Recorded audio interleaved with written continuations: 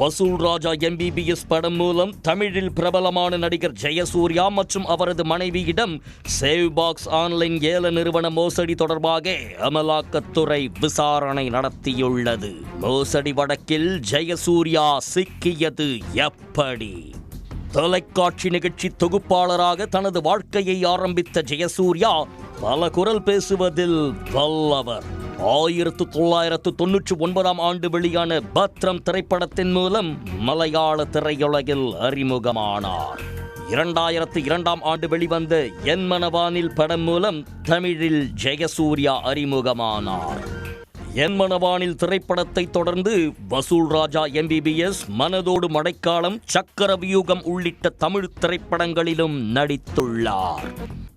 திரைத்துறையில் பிரபலமான ஜெயசூர்யா அடிக்கடி சர்ச்சையில் சிக்குவதும் வாடிக்கையாக உள்ளது.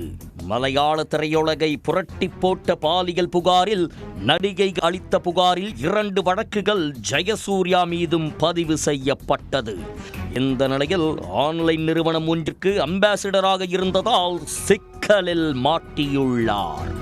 கேரள மாநிலம் திருச்சூரைச் சேர்ந்தவர் சாதிக் ரஹீம். 2 ஆண்டுகளுக்கு முன் இவர் சேவ் பாக்ஸ் என்ற பெயரில் ஒரு ஆன்லைன் ஏல நிறுவனத்தை தொடங்கினார். இந்த நிறுவனத்தின் விளம்பர தூதராக பிரபல மலையாள நடிகர் ஜெயசூர்யா மற்றும் அவரது மனைவி ஒப்பந்தம் செய்யப்பட்டிருந்தனர். இந்த நிறுவனம் விலை உயர்ந்த செல்போன் மற்றும் எலக்ட்ரானிக் பொருட்களை ஏலத்தில் விற்பனை செய்து வந்தது. ஏல விற்பனைக்கு வந்த நிறுவனம் சார்பில் ஒரு செயலியும் அறிமுகப்படுத்தப்பட்டது. இந்த நிலையில் இந்த நிறுவனத்திற்கு கேரளா முழுவதும் விநியோகஸ்த உரிமை தருவதாக கூறி பலரிடமிருந்தும் லட்சக்கணக்கில் பணம் வாங்கி மோசடி செய்ததாக புகார் கூறப்பட்டது.